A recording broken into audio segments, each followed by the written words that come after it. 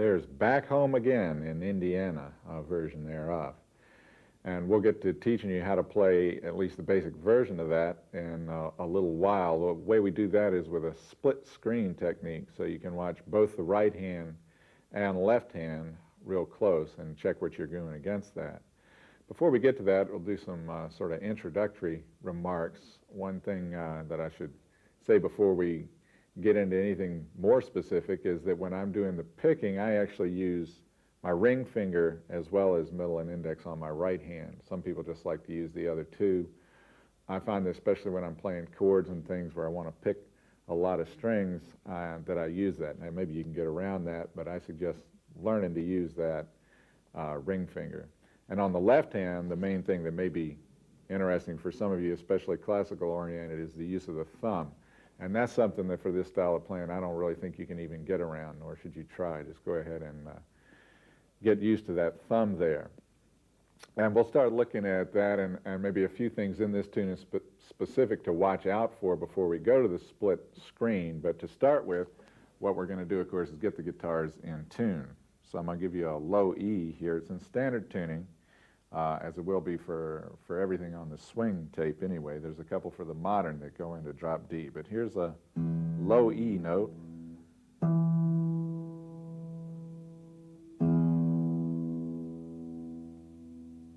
Let's come over to A.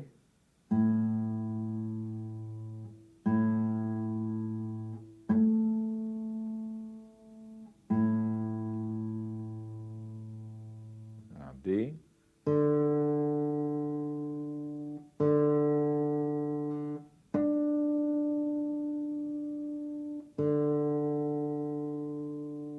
And G.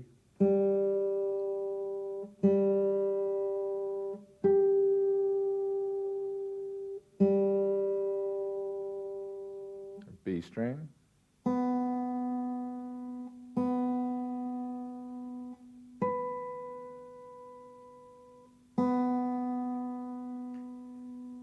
and the high E.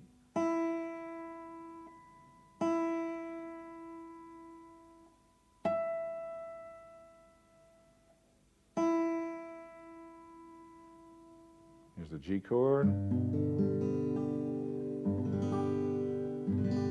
Good chord to tune to. We've got those three strings there open. And we'll be in the key of C.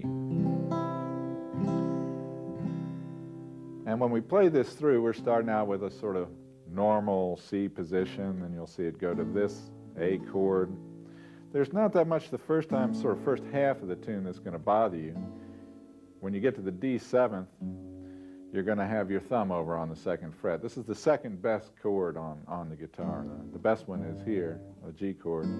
And some of our Gs will be that way. Sometimes we're doing them this way. There's a little phrase out of the G that you'll see us repeating. And that's done sort of hammer on there with your middle little, and then with your index to ring finger. Again. It's walking up a G in the bass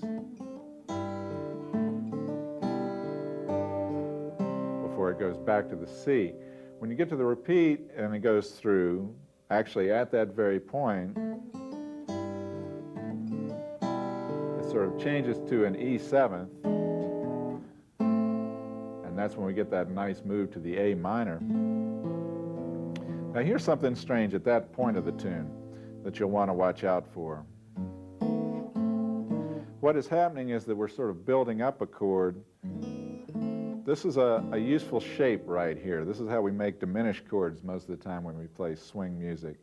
And it's a chord that you can use all up and down the neck, and we'll be using it a lot, so I'll go ahead and show it to you now. What you would be doing would be making a sort of half bar with your index finger. Doesn't really matter what fret. I'll show you with your index on the first fret, second, third, and fourth strings. Then your middle finger is on the bass string on the second fret, and your ring finger on the second fret of the third string. But when we do this in Indiana, we actually start off with our index finger just covering the fourth string on the first fret, and then we have to lay him down. like that. So we'll see that when we get to it. Other than that, I don't think there's going to be many things that are really going to cause a whole lot of problems as far as the fingerings and stuff. So you should be able to get it when we go at a nice slow speed, going now to the split screen, and let's try Back Home Again in Indiana.